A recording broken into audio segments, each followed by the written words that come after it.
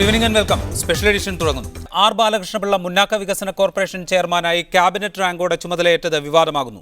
മറ്റു വികസന കോർപ്പറേഷനുകളുടെ ചെയർമാൻമാർക്കില്ലാത്ത പദവി ബാലകൃഷ്ണപിള്ളയ്ക്ക് അനുവദിച്ചത് അഴിമതിയും വിവേചനവുമാണെന്ന വിമർശനമാണ് ഉയരുന്നത്. കേരള കോൺഗ്രസ് ബിയുടെ പ്രതിനിധിയായിരുന്ന ഗണേഷ് കുമാർ മന്ത്രിസ്ഥാനമൊഴിഞ്ഞപ്പോൾ പകരമായാണ് ക്യാബിനറ്റ് റാങ്കോടെ പിള്ളയെ മുന്നാക്ക വികസന കോർപ്പറേഷൻ ചെയർമാനാക്കാൻ UDF തീരുമാനിച്ചത്. മകനെ വീണ്ടും മന്ത്രിയാക്കിയില്ലെങ്കിൽ താൻ സ്ഥാനമേറ്റെടുക്കില്ലെന്ന് പിള്ള പറഞ്ഞിരുന്നെങ്കിലും അതെല്ലാം മറന്നാണ് കഴിഞ്ഞ ദിവസം അദ്ദേഹം അധികാരമേറ്റത്. എന്നാൽ മറ്റു കോർപ്പറേഷനുകളുടെ ചെയർമാൻമാർക്കില്ലാത്ത അധികാരവും സൗകര്യങ്ങളും പിള്ളയ്ക്ക് നൽകിയത് വിവേചനപരമാണെന്നാണ് ആരോപണം. ഇതൊരു തികഞ്ഞ അനീതിയാണ്. ഇത് പഴയ മാടമ്പിത്വം നിലനിർത്തിയെടുക്കലാണ്. ഇവിടെ ഒരുപാട് കോർപ്പറേഷനുകളുണ്ട്. അദ്ദേഹത്തിന് മന്ത്രിപദവി നൽകിയാൽ മറ്റുള്ളവർ അദ്ദേഹത്തിൻ്റെ കീഴ് വീട്ടുകാരല്ലല്ലോ. ഈ മറ്റു സമുദായങ്ങളിലെ ആളുകൾ അവർക്ക് ആ തുല്യ പദവി നൽകണ്ടേ?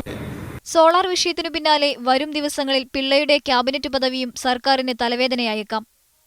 മീഡിയ 1 തിരുവനന്തപുരം. ബാലകൃഷ്ണപിള്ളയെ മുന്നോക്ക വികസന കോർപ്പറേഷൻ ചെയർമാനാക്കിയത് NSSന്റെ അക്കൗണ്ടിൽ വരവ് വെക്കേണ്ടെന്ന് NSS general secretary Sukumaran Nair ഇന്ന് പുറത്തിറക്കിയ വാർത്താക്കുറിപ്പിലാണ് NSS ഈ നിലപാട് വ്യക്തമാക്കിയത്.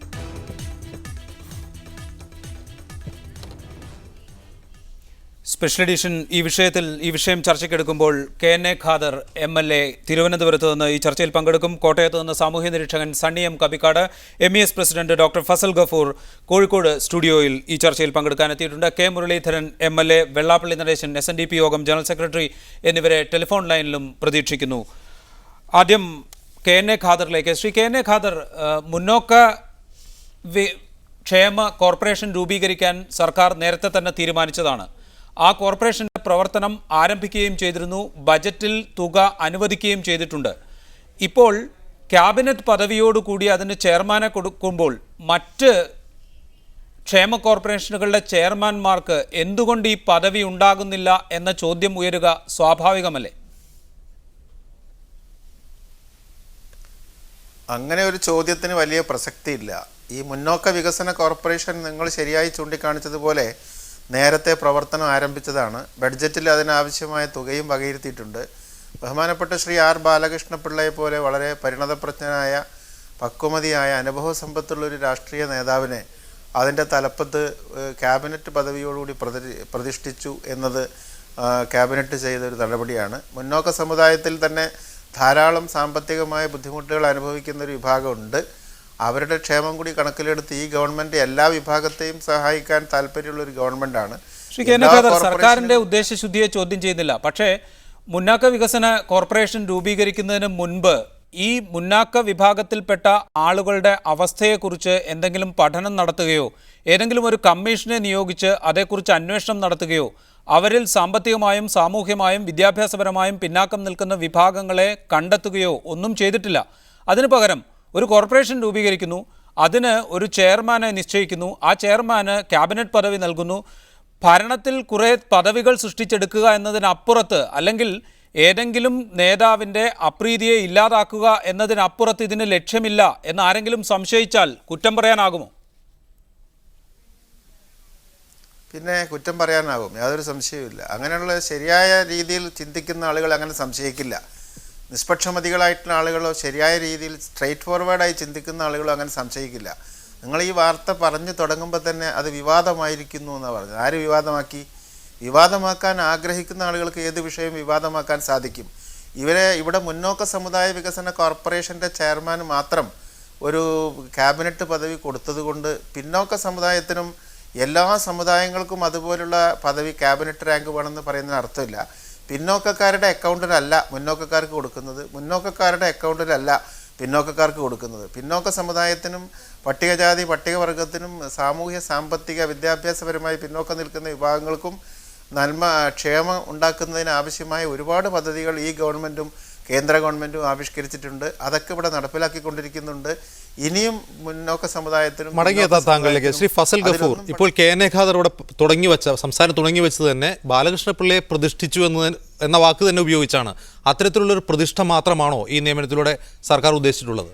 അപ്പോൾ ചുരുക്കി പറയുമ്പോൾ ജാതി അനുസരിച്ചിട്ട് തന്നെയാണ് കൊടുക്കുന്നതെന്നർത്ഥം. അപ്പം മുന്നോക്കത്തിൽപ്പെട്ട ഒരാൾ വരുമ്പോൾ അയാൾക്ക് ഉടനെ ക്യാബിനറ്റ് പദവി, OBC വരുമ്പോൾ മിനിസ്റ്റർ ഓഫ് സ്റ്റേറ്റ് പദവി, SC ST വരുമ്പോൾ അതിനെക്കാട്ടും താന്ന പദവി എന്ന് നമുക്ക് വ്യാഖ്യാനിക്കാം. അത് ശരിയല്ല കേട്ടോ. ചുമ്മാ പറഞ്ഞത് മാത്രമേ ഉള്ളൂ. പക്ഷേ ഇത് രാഷ്ട്രീയ തീരുമാനമാണ്. ഈ രാഷ്ട്രീയ തീരുമാനത്തിൽ എന്താണ് പോരായ്മ ഉള്ളതെന്ന് വെച്ചാൽ ന്യൂനപക്ഷ കമ്മീഷൻ ചെയർമാൻ ശരിക്കും പറഞ്ഞാൽ ഇന്ത്യയിൽ എല്ലായിടത്തുള്ള ന്യൂനപക്ഷ കമ്മീഷനാണ്. ഫോർവേഡ് ക്ലാസ് കമ്മീഷൻ എന്ന് പറഞ്ഞ സാധനം എവിടെയില്ല, എൻ്റെ ഒരു അറിവിൽ ഒരു സ്റ്റേറ്റിലും ഈ സംഭവമില്ല. മാത്രമല്ല കേരളത്തിലെ ഫോർവേഡ് കാസ്റ്റുകൾ അത്ര പുറയിലുമല്ല. പക്ഷെ അപ്പോൾ അങ്ങനെ ഇരിക്കുമ്പോൾ ഒരാൾക്ക് കൊടുക്കുക, എന്നിട്ട് ആദ്യം അയാൾ പോയിട്ട് ആശീർവാദം വാങ്ങുക NSSൻ്റെ അടുത്ത് നിന്ന്. എന്നിട്ട് ഇന്ന് ഒരു അടവ് നയത്തിൻ്റെ ഭാഗമായിട്ട് NSS ഞാനിപ്പോൾ കണ്ടാണ് NSSൻ്റെ സെക്രട്ടറി പറയാം അത് ഞങ്ങളുടെ അക്കൗണ്ടിൽ പെടുത്തണ്ട. അതിൻ്റെ അർത്ഥം എന്താ വെച്ചാൽ ഇനി എന്തെങ്കിലും വേറെ കിട്ടാണ്ടെങ്കിൽ അത് ഞങ്ങൾ വാങ്ങിച്ചെടുത്തോളൂ. ഇത് ഓൾറെഡി ബാലകൃഷ്ണപിള്ള NSSകാരനല്ല, ഞാൻ ആദ്യമായിട്ട് അറിഞ്ഞു, ഞാനിപ്പോൾ മനസ്സിലാക്കിയത് SNDPക്കാരനാണ്. അപ്പോൾ ബാലകൃഷ്ണപിള്ള NSSകാരനാണ്. ഞാനായിട്ട് തന്നെ ഒരുപാട് വേദികളിൽ മീഡിയ വേണമെന്നില്ല, അതിന് മുമ്പ് ഓരോരോ വിഷയം ഈ മുന്നോക്ക വിഷയങ്ങൾ ഞങ്ങൾ തർക്കം കൂടി. അപ്പോൾ ബാലകൃഷ്ണപിള്ള ഒരു സംശയവും വേണ്ട NSSൻ്റെ നോമിനി തന്നെയാണ്. പിന്നെ അദ്ദേഹത്തിന് ക്യാബിനറ്റ് റാങ്ക് കൊടുക്കണോ വേണ്ടേ എന്നുള്ളത് ഇപ്പോൾ കേന്ദ്രത്തിലൊക്കെ ഇങ്ങനെ ഉണ്ടാവാറുണ്ട്. ചിലപ്പോൾ നമുക്ക് സാം പിട്രോഡക്ക് ടെലികമ്മ്യൂണിക്കേഷൻസിന് അന്ന് ക്യാബിനറ്റ് റാങ്ക് കൊടുത്തിട്ടുണ്ട്. എൻ്റെ ഒരു ഓർമ്മ ഞാൻ പറയണം, ചില അത് ഇടയ്ക്കിടയ്ക്ക് കൊടുക്കാറുണ്ട്. ഇതിൽ പക്ഷേ ആകെയുള്ള പ്രശ്നം ഈ ബാലകൃഷ്ണപിള്ള ഒരു വിവാദ പുരുഷനാണെന്നുള്ളതാണ്. മാത്രമല്ല ഒരു ഹാഗ്ലിങ്, ഞാൻ ബാർഗെയിനിങ് എന്ന് പോലും I use A stronger word, ഒരു പൊളിറ്റിക്കൽ ഹാഗ്ലിങ്ങിന് ശേഷമാണ് ഇത് വാങ്ങിച്ചെടുത്തിരിക്കുന്നത്. അപ്പോൾ ഇത് ചിലപ്പോൾ ഫസ്റ്റ് സ്റ്റെപ്പായിരിക്കും. ഇനിയിപ്പോൾ മോനെയും കൂടെ കേട്ടിട്ടുണ്ടായിരിക്കും, അതിനൊന്നും നമ്മളെതിരല്ല. പക്ഷേ വസ്തുത എന്താണെന്ന് വെച്ചിട്ടുണ്ടെങ്കിൽ ഇത് നല്ലതാണ്. നേരത്തെ ചൂണ്ടിക്കാണിച്ച മാതിരി തന്നെ, അതായത് ഇതൊരു കമ്മീഷനായിട്ട് ആദ്യം ഓൾറെഡി നമ്മുടെ പാലോളി കമ്മിറ്റി വന്ന മാതിരി, സച്ചാർ കമ്മീഷൻ വന്ന മാതിരി ഒരു സ്റ്റഡി നടത്തിയിട്ട് ഇന്ന ഏരിയാസിലാണ് ഈ ഫോർവേഡ് ക്ലാസ് കമ്മീഷൻ പ്രവർത്തിക്കേണ്ടത്. ഒന്ന് റിസർവേഷൻ്റെ ഏരിയയിൽ, ഒന്ന് സ്കോളർഷിപ്പുകളുടെ ഏരിയയിൽ, ഒന്ന് ഡെവലപ്മെൻറ്റ് ഏരിയയിൽ പ്രവർത്തിക്കണം എന്ന് ഒരു ഗൈഡ് ലൈൻസ് കൊടുത്തതിന് ശേഷം ആണ്. പക്ഷേ ഞാൻ മനസ്സിലാക്കിയിടത്തോളം ഇതിൽ കൊടുത്തിരിക്കുന്ന ഡാറ്റ കളക്ഷൻ ഇതിനെ ഏൽപ്പിച്ചിരിക്കുകയാണ്. അങ്ങനെയാണെങ്കിൽ തന്നെ കുഴപ്പമില്ല, ഡാറ്റ കളക്ഷൻ അവർ നടത്തട്ടെ. ഡാറ്റ കളക്ഷൻ നടത്തിയിട്ട് അവരൊരു വൈറ്റ് പേപ്പറായിട്ട് വരട്ടെ. കാരണം ഞങ്ങൾ നേരത്തെ പറഞ്ഞ തർക്കങ്ങളൊക്കെ എന്താ ഉണ്ടായിരുന്നു വെച്ചാൽ, എപ്പോഴും ശ്രീ ബാലകൃഷ്ണപിള്ളയുടെ സ്റ്റാൻഡ്, NSSൻ്റെ സ്റ്റാൻഡ് എന്താണെന്ന് വെച്ചാൽ മുന്നോക്ക സമുദായങ്ങൾ പിന്നോക്കം പോകുന്നു, പിന്നോക്ക സമുദായങ്ങൾ മുന്നോക്കം പോകുന്നു. അത് ആണോ അല്ലേ എന്നുള്ളത് നമുക്ക് നോക്കാം. ഞങ്ങൾ സച്ചാർ കമ്മീഷൻ്റെ ബേസിസിലും നരേന്ദ്രൻ കമ്മീഷൻ്റെ ബേസിസിലും മാത്രമാണ് ഞങ്ങളൊക്കെ പറഞ്ഞിട്ടുള്ളത് പിന്നോക്ക സമുദായങ്ങൾ ഇപ്പോഴും പിന്നോക്കമാണ്. അപ്പോൾ ചിലപ്പോൾ ഈ തരത്തിലുള്ള ഒരു കമ്മീഷൻ വെച്ചതുകൊണ്ട് നമ്മുടെ ധാരണകൾ തിരുത്താം. അങ്ങനെ തിരുത്തിയതാണെങ്കിൽ നല്ലതാണ്. സണ്ണിയം കബിക്കാട്, ഇപ്പോൾ ഫസൽ ഗഫൂർ ചോദിച്ചു, ഇത് സാമൂഹ്യ നീതിയുടെ വിഷയത്തിൽ മുന്നോക്ക വികസന കോർപ്പറേഷൻ എന്ന സ്ഥാപനം രൂപീകരിക്കുന്നതിൻ്റെ സാങ്കത്യം എന്താണ് എന്നാണ് താങ്കൾ കരുതുന്നത്? തീർച്ചയായും മുന്നോക്ക സമുദായം എന്ന വാക്കിൻ്റെ അർത്ഥം തന്നെ മറ്റുള്ള സമുദായങ്ങളെ അപേക്ഷിച്ച് മെച്ചപ്പെട്ട ജീവിതമുള്ളവരും വിഭവങ്ങളിൽ പങ്കാളിത്തമുള്ളവരും അധികാരത്തിൽ പങ്കാളിത്തമുള്ള സമുദായങ്ങൾ എന്ന് തന്നെയാണ് മുന്നോക്ക സമുദായം എന്ന വാക്കിൻ്റെ അർത്ഥം. നമ്മുടേതൊരു ജനാധിപത്യ ഭരണകൂടമാണ്. ഒരു ജനാധിപത്യ ഭരണകൂടം ഒരു ജനതയെ പ്രത്യേകമായി പരിഗണിക്കുമ്പോൾ അതിൻ്റെ ന്യായാന്യായങ്ങൾ എന്ത് എന്ന് വിശദീകരിക്കാൻ ബാധ്യസ്ഥമാണ്. കേരളത്തിലെ പിന്നോക്ക സമുദായം അനുഭവിക്കുന്ന അടിസ്ഥാനപരമായ പ്രശ്നങ്ങൾ എന്താണ് എന്ന് വിശദീകരിക്കാൻ ഒരു ജനാധിപത്യ ഗവൺമെൻറ്റിന് ബാധ്യതയുണ്ട്. അത്തരം യാതൊരുവിധ ബാധ്യതയും ഗവൺമെൻറ് ഏറ്റെടുക്കുകയോ അത്തരത്തിലൊരു അന്വേഷണം നടത്തുകയോ ചെയ്തിട്ടില്ല എന്നതാണ് ഇതിലെ പ്രധാനപ്പെട്ട ഒരു പ്രശ്നം. ഇന്ത്യയിൽ പിന്നോക്കക്കാരായ ഒരു ജനതയെ കണക്കാക്കുന്നതിന് സാമൂഹികമായ, സാമ്പത്തികമായ, വിദ്യാഭ്യാസപരമായ നിരവധി മാനദണ്ഡങ്ങളുണ്ട്. പട്ടികജാതിക്കാരായ ഒരു ജനവിഭാഗത്തെ കണക്കാക്കുന്നതിനും ഇത്തരം മാനദണ്ഡങ്ങളുണ്ട്. ഇത്തരം മാനദണ്ഡങ്ങൾ വെച്ചിട്ടാണ് ഒരു ജനതയെ പ്രത്യേകം പരിഗണിക്കണമെന്ന ഇന്ത്യൻ ഭരണഘടന പോലും നിർദ്ദേശിക്കുന്നത്. എന്നാൽ മുന്നോക്ക ജനതയെ സംബന്ധിച്ചിടത്തോളം എന്താണ് അവർ നേരിടുന്ന സാമൂഹികമായ വിവേചനത്തിൻ്റെയും അടിച്ചമർത്തലിൻ്റെയും പിന്നോക്കാവസ്ഥയുടെയും എന്തെങ്കിലും പ്രശ്നമുണ്ടോ എന്ന് പരിശോധിക്കുമ്പോഴാണ് യഥാർത്ഥത്തിൽ ഇന്ത്യൻ ഭരണഘടനയുടെ സ്പിരിറ്റിനെതിരായ ഒരു കോർപ്പറേഷനാണ് മുന്നോക്ക സമുദായ വികസന കോർപ്പറേഷൻ എന്ന സങ്കല്പം തന്നെ. രണ്ടാമതൊരു കാര്യം, ബാലകൃഷ്ണപിള്ളയെ ക്യാബിനറ്റ് പദവി കൊടുത്തു എന്നത് അങ്ങനെ നിസ്സാരമായി തള്ളിക്കളയാവുന്ന കാര്യമല്ല. കേരളത്തിൽ നിരവധി കോർപ്പറേഷനുകളുണ്ട്. പട്ടികജാതി കോർപ്പറേഷനുണ്ട്, പട്ടികവർഗ കോർപ്പറേഷനുണ്ട്, വനിതാ കോർപ്പറേഷനുണ്ട്, അങ്ങനെ നിരവധി കോർപ്പറേഷനുണ്ട്. അവർക്കാർക്കും ഇല്ലാത്ത ഒരു വലിയ പദവിയാണ് മുന്നോക്ക സമുദായ കോർപ്പറേഷൻ്റെ ചെയർമാൻ എന്ന നിലക്ക് ക്യാബിനറ്റ് പദവി കൊടുത്തിരിക്കുന്നത്. ഇത് കൊടുത്തിരിക്കുന്ന നിർദ്ദേശിക്കപ്പെട്ട വ്യക്തിയാവട്ടെ ഒരു അഴിമതി കേസിൽ ജയിൽവാസം അനുഷ്ഠിച്ച് പുറത്തു വന്ന ജനപ്രതിനിധി അല്ലാത്ത ഒരാളാണെന്നുകൂടി നമ്മൾ കാണണം. ഇങ്ങനെ നമ്മളുടെ ഖജനാവ് കൊള്ളയടിച്ച പാരമ്പര്യമുള്ള ഒരാളെ ക്യാബിനറ്റ് പദവി കൊടുത്ത് വാഴിക്കുന്നത് തീർച്ചയായും ഒരു ജനാധിപത്യ ഭരണകൂടത്തിന് ഭൂഷണമല്ല എന്ന് തന്നെ പറയേണ്ടി വരും. കവിക്കാട്, താങ്കളിലേക്ക് ഇപ്പോൾ SNDP Yogam general secretary Vellappally Natesan telephone ലൈനിൽ ചേരുന്നു. ശ്രീ വെള്ളാപ്പള്ളി നടേശൻ, ഇവിടെ ചൂണ്ടിക്കാണിക്കപ്പെട്ട പ്രധാന കാര്യം മുന്നാക്ക സമുദായങ്ങൾ ഏതെങ്കിലും വിധത്തിലുള്ള അവശത അനുഭവിക്കുന്നുണ്ടോ എന്ന വ്യക്തമായൊരു പഠനം നടത്തുന്നതിന് മുമ്പ് തന്നെ ഒരു കോർപ്പറേഷൻ രൂപീകരിക്കുക, ആ കോർപ്പറേഷൻ്റെ ചെയർമാന് ക്യാബിനറ്റ് പദവി നൽകുക. മറ്റ് കോർപ്പറേഷനുകൾ ഇവിടെയുണ്ട്, പട്ടികവർഗ കോർപ്പറേഷനുണ്ട്, വനിതാ കോർപ്പറേഷനുണ്ട്, അങ്ങനെ പല കോർപ്പറേഷനുകൾ നിലനിൽക്കുന്നു. അവർക്കൊന്നുമില്ലാത്ത അധികാരവും അവർക്കൊന്നുമില്ലാത്ത പദവി ഒരു മുന്നാക്ക വികസന കോർപ്പറേഷൻ ചെയർമാന് നൽകപ്പെടുക. ഇതിൽ എന്തെങ്കിലും അപാകം SNDP യോഗം കാണുന്നുണ്ടോ?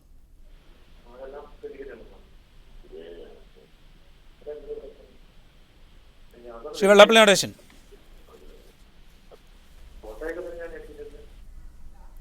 വെള്ളാപ്പള്ളി നടേശനുമായുള്ള ടെലിഫോൺ ബന്ധത്തിൽ തകരാറ് സംഭവിച്ചിരിക്കുന്നു. ശ്രീ KN ഖാദർ, ഇവിടെ ഉന്നയിക്കപ്പെട്ട ആരോപണങ്ങൾ താങ്കൾ കേട്ട് കാണും. UDFന് എന്താണ് ഇക്കാര്യത്തിൽ വിശദീകരിക്കാനുണ്ടാകുക? അല്ല, ഇതിൽ പിന്നോക്ക സമുദായത്തിനും പട്ടികജാതി പട്ടികവിഭാഗത്തിനും ന്യൂനപക്ഷ ഒക്കെ ഉണ്ടല്ലോ. എല്ലാ സമുദായങ്ങൾക്കും അവരവരുടെ ആവശ്യങ്ങൾ ഉയർത്താനുള്ള എല്ലാ സ്വാതന്ത്ര്യമുണ്ട്. അതെല്ലാം അനുഭവപൂർവ്വം കേരളത്തിലെ ഗവൺമെൻറ് പരിഹരിക്കും. അതേസമയം വ്യക്തിപരമായിട്ടുള്ള വിരോധം വെച്ചുകൊണ്ട് ഇപ്പോൾ സണ്ണി സംസാരിച്ചത് കേട്ടാൽ പ്രധാനമായും ബാലകൃഷ്ണപിള്ളയെ ഇൻഡിവിജ്വലായിട്ട് പരിശോധിച്ചുകൊണ്ടാണ്. ബാലകൃഷ്ണപിള്ള എന്ന് പറയുന്ന വ്യക്തി അവിടെ അത്ര പ്രസക്തിയുള്ള കാര്യമല്ല. പക്ഷേ ശ്രീ KN ഖാദർ, ഇവിടെ ബാലകൃഷ്ണപിള്ള എന്ന വ്യക്തിയെ ഇൻഡിവിജ്വലായി തന്നെ നമുക്ക് പരിശോധിക്കേണ്ടി വരില്ലേ? ബാലകൃഷ്ണപിള്ള മുന്നോക്ക സമുദായത്തിലെ മുന്നോക്കങ്ങൾക്ക് വേണ്ടി സജീവമായി വാദിക്കുന്ന NSSന്റെ ഡയറക്ടർ ബോർഡിൽ അംഗമായിരുന്ന നേതാവാണ്.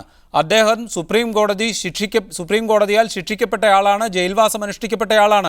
സുപ്രീം കോടതി കഴിഞ്ഞ ദിവസം പറഞ്ഞിരിക്കുന്നു, ഇത്തരം ക്രിമിനൽ കേസുകളിൽ ശിക്ഷിക്കപ്പെട്ട ആളുകളെ തെരഞ്ഞെടുപ്പിൽ മത്സരിപ്പിക്കരുത് എന്ന് വിധിന്യായം പുറപ്പെടുവിച്ചിരിക്കുന്നു. അപ്പോഴാണ് നമ്മുടെ UDF സർക്കാർ ക്യാബിനറ്റ് പദവിയോടുകൂടി ഒരാളെ വാഴിക്കുന്നത്. ആ ഘട്ടത്തിൽ വ്യക്തിപരമായ കാര്യങ്ങൾ കൂടി പരിഗണിക്കപ്പെടേണ്ടി വരില്ലേ?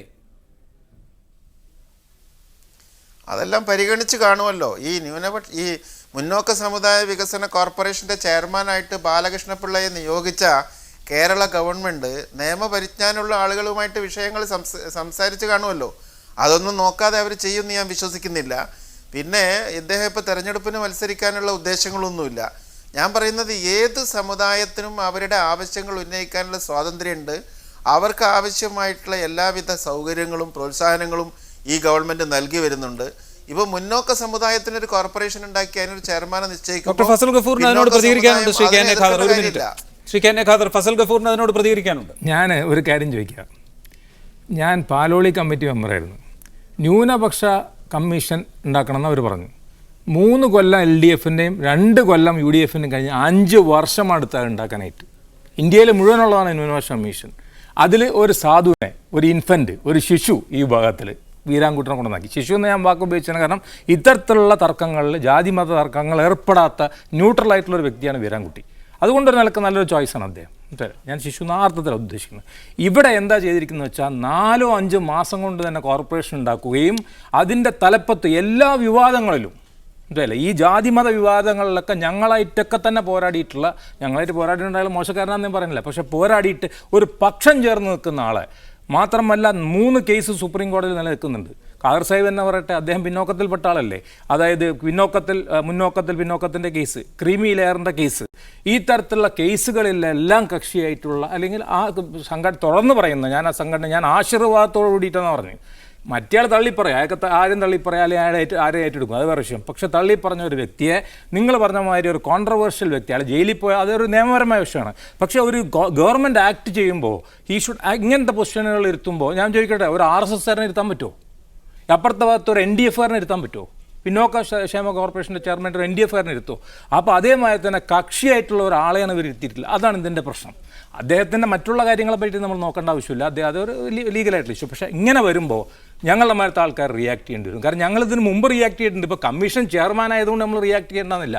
എൻ്റെ അഭിപ്രായത്തിൽ അതിനേക്കാളും കൂടുതൽ ഇമ്പോർട്ടൻറ്റ് ക്രിയാത്മകമായിട്ട് ബാലകൃഷ്ണപിള്ള ഇരിക്കോ ഇല്ല എന്നുള്ളത്. അദ്ദേഹം തട്ടിപ്പോവും. കേസിൽ അദ്ദേഹം ആരെങ്കിലും കേസ് കൊടുത്താൽ അദ്ദേഹം പുറത്തു കൊണ്ടുവരും, അത് ഉറപ്പാണ്. നിങ്ങൾ പോയിൻ്റ് ഔട്ട് ചെയ്ത് തന്നെ ക്രിമിനൽ നടപടികൾ പെൻഡിങ് ആയിട്ടുള്ള ഇതൊക്കെ കോടതി പോയി കഴിഞ്ഞാൽ അപ്പം പോകുന്നത് ഒന്നാമത് തന്നെ ഈ കമ്മീഷൻ തന്നെ ചാലഞ്ച് ചെയ്തിരിക്കുക, അതിൻ്റെ ഫണ്ടടക്കം ചാലഞ്ച് ചെയ്യും. അപ്പം ഇത് NSS ആയിരുന്നു ഇത് ചാലഞ്ച് ചെയ്താനേ, മനസ്സിലല്ലേ?